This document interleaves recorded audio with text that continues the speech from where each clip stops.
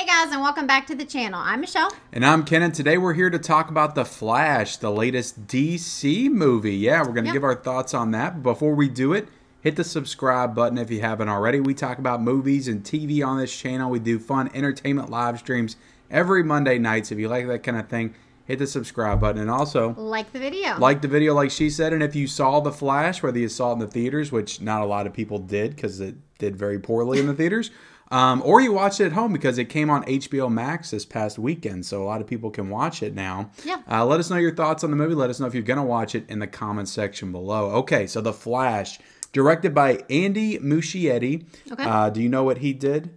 I forget. He did both of the It movies. Okay. It Chapter 1 and It Chapter 2. So he's been working on this one for a long time. This thing was supposed to come out, I think, in 2020. Right, and it kept getting delayed.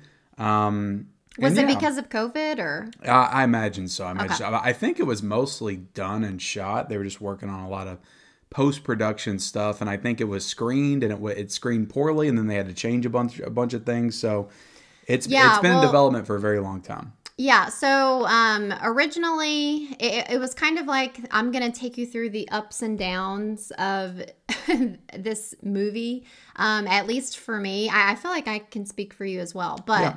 Originally, I was not really interested in seeing The Flash. And I think it's important to know that you're not really into this stuff like DC movies and things like that. Like, you haven't even seen all the DC movies. So. I haven't. But I've seen my fair share of superhero movies. Yeah. DC and Marvel.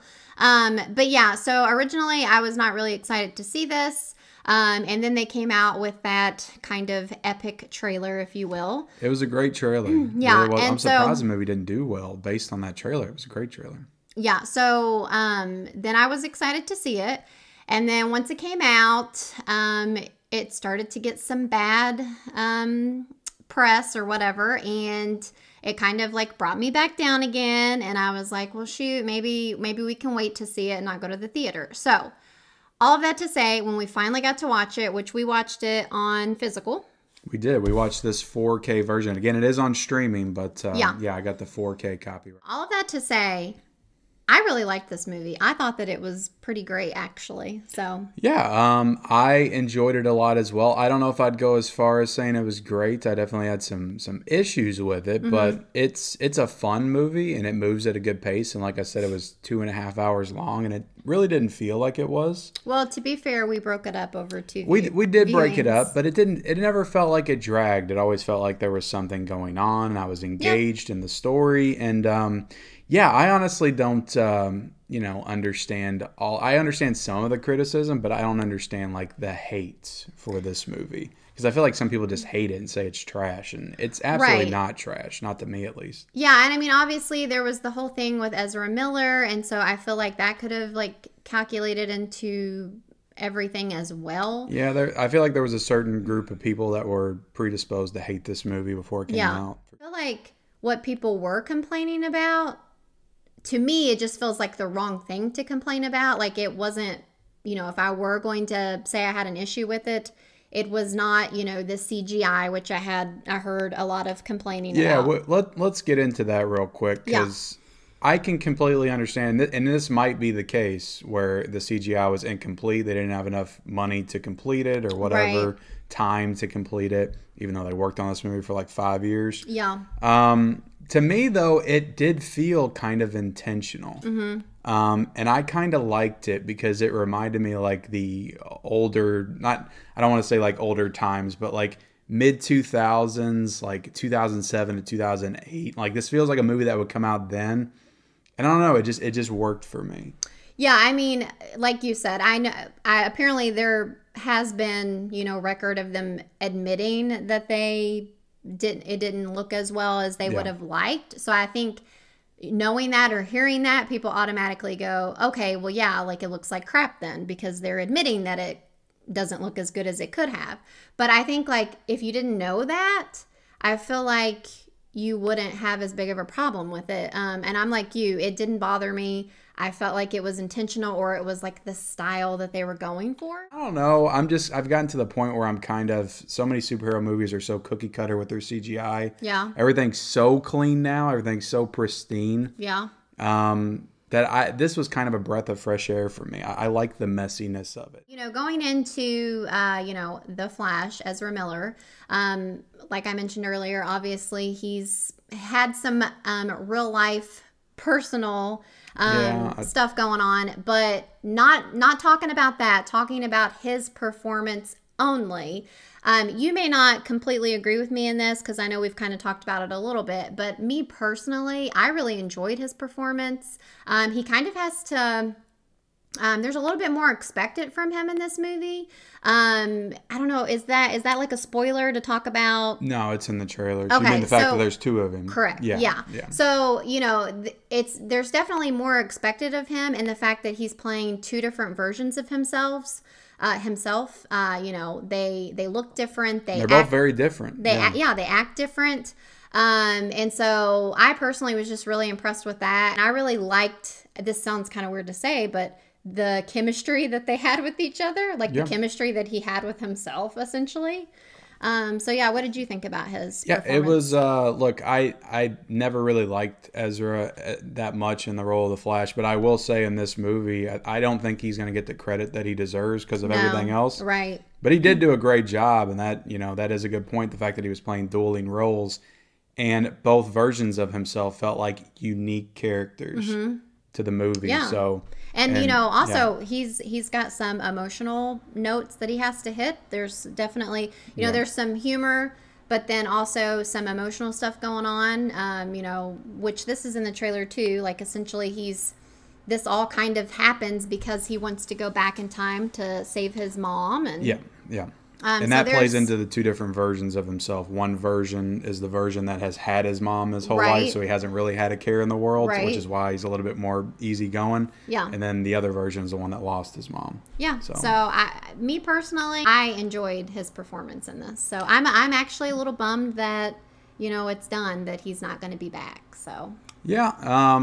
Maybe I don't think they've rolled it out completely yet. I think it's safe to say he's probably not going to be back. Right. I did want to talk about Supergirl real quick before we get into the big thing. I thought, I don't know the actress's name off the top of my head, but I thought she was actually pretty great in the movie too. Yeah, she was good. I enjoyed her a lot, and I don't think we're going to be getting any more of her either because they're rebooting everything.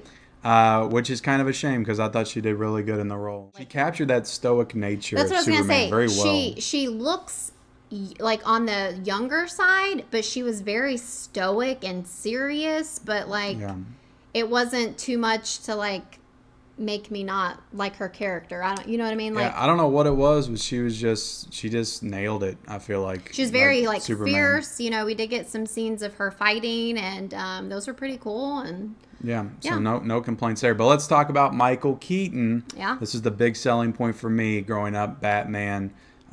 He was my Batman. Batman '89 was the first Batman movie I ever saw, and he's still my Batman to this day, my favorite Batman. Yeah. So I was excited to have him back, and I'll say this: I enjoyed him a lot in this movie, but I still feel like they left some stuff on the table. There was some untapped potential there. Okay. With him coming back that I don't feel like they got into because other parts of the story kind of got in the way, but rightfully so. It's the Flash's movie, right? It's not a Batman movie. Batman's in it, right? So why would they? But you can't help but be just a little bit disappointed. But I feel like originally Batman was Michael Keaton was supposed to get his own Batman movie after this, which is kind of they've done away with that at this point. So I feel like this was kind of their tease. So it makes sense that he wasn't in it a ton. But knowing that this is going to be the only time we get to see Michael Keaton back as Batman, it's kind of disappointing. What they did with him in the movie. Yeah, and I mean, me not. I don't have a Batman per se. Growing up, Batman wasn't really on my radar. But I will say it was fun to see him as Batman. Yeah. I was telling you, that it's cool to see Michael Keaton going back and basically being characters that he was back in the 80s and early 90s because he's going to be in the new Beetlejuice movie as well.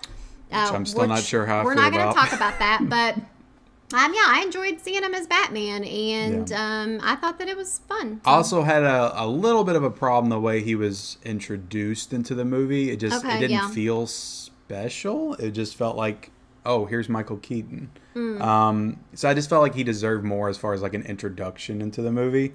But yeah, all the nostalgic beats were hit, all the main ones. You saw the old Batmobile. He opens up the room full of bat suits with the original Batman symbol on his chest. He's still definitely got moments that were... He was great in the movie. I'm not taking anything away from his performance or nothing. I wanted more, and I think I was supposed to want more, but we're not getting that extra movie, so... Gotcha.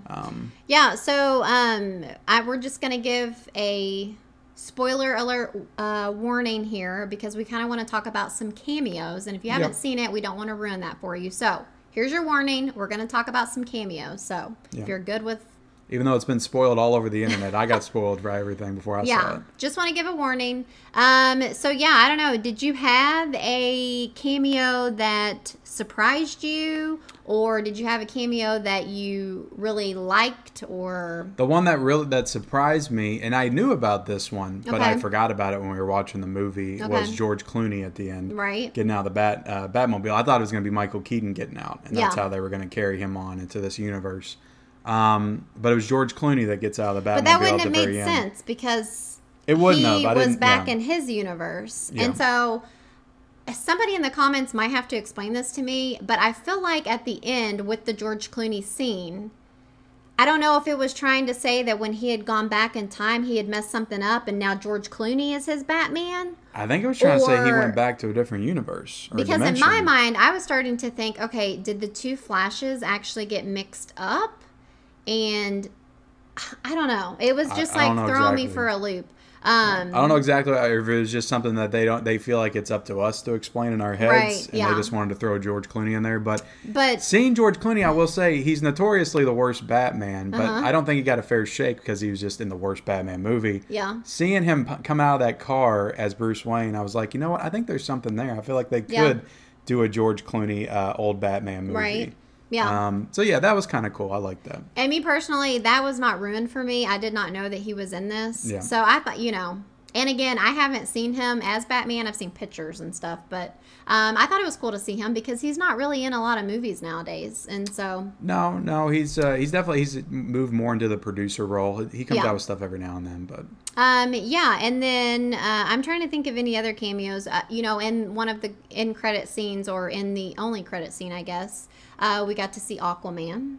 Yeah, we got to see Jason Momoa. Wonder Woman's also in this movie. Gal Gadot is in the film. Oh, yeah, that's right. Early on in the movie. She's in it, though. And then, there were some cameos, if you will, of just more animation. Yeah. There's the part where when he's, like, in the little time warp thing and he's, like, going to all the different versions and stuff. We kind of see clips of Henry Cavill's Superman, and I'm trying to think who else we saw. You got Christopher Reeves. That was at one point, and then you got the actress that played Supergirl back in 1984's movie, which I don't remember that the name was off the top of my head. That was like at the end of the movie. Yeah, that was when they had all the big sphere bubbles floating around. Very much felt kind of like a tribute to him because they definitely showed him for a lot longer. I feel like. Yeah. So that was kind of cool. But another big one, Nicolas Cage. Oh, yeah. Superman got to finally fight that spider because that was supposed to be the villain of the movie that Tim Burton was going to make in the 90s. That's crazy. And I had to explain that to you when we were watching. You're like, Nicolas Cage was Superman? I was like, no, but he was supposed to be. Yeah. He wore the costume. They were all set to start filming it, and then Warner Brothers shut it down. Yeah. Which was super disappointing for Tim Burton at the time. But yeah, it was cool to see him. Yeah, so definitely a lot of fun little cameos and surprises, and quickly just going into this, you might want to touch on this a little bit. I feel like we've got a lot to say about the Flash, but I think like my biggest problem with this movie was kind of the maybe the plot, or like who the bad guy really was. It felt like there wasn't this like big grand. The plot felt kind of scattered, if you will. Yeah, and that might have to do with the different timelines and the multiverses and all that kind of stuff. And it all revolves around him just wanting to bring his mom back, basically. Yeah, because we didn't even mention who is the bad guy. General Zod, Michael Shannon, comes back. Right. I felt like his part was like, I honestly didn't care about it. Yeah, it was just an excuse to get a bunch of villains on screen and have all our heroes fight. Yeah. A big bad at the end in the final act. I mean, they definitely kind of brought it together, I guess, with the Supergirl. Yeah. They kind of played a part in all of that, but yeah, it wasn't really necessary. I thought that it was cool. Like I liked seeing him back because I love Man of Steel, but it wasn't really too necessary for the plot. But they needed somebody to fight, so they brought him in. Yeah. Basically. So anyway, all in all, I feel like I'm pretty positive about this movie, and so you want to rate it? Yeah, I'll give it. I'm struggling with this one a lot because I didn't love it, but I thought it was really good. So I'm trying to decide between a 3.5 and a 4. Okay. I'll give it a 4. I'll give it a 4 because I did enjoy it a lot, and I thought it was very entertaining, and that's what this type of movie is supposed to do. It's supposed to entertain me. So I give it a 4 out of a 5. It's good. I guess I'll go with a 4. Okay. A 4 out of 5. Even though I feel like I liked it a lot more than you did. But. 4 solid. I'd say if you've been listening to the haters online saying this movie's garbage and trash, don't listen to them. Listen to us and watch this movie. Right. Because it's a good time. If you like superhero movies, there's no reason why you shouldn't like this. Yeah. But that's our review of The Flash. Hit the subscribe button if you haven't already. Hit that like button. And definitely leave us a comment down below if you've seen the movie. What are your thoughts? Or if you're going to watch it, let us know in the comment section below. And we'll see you next time. Bye, guys.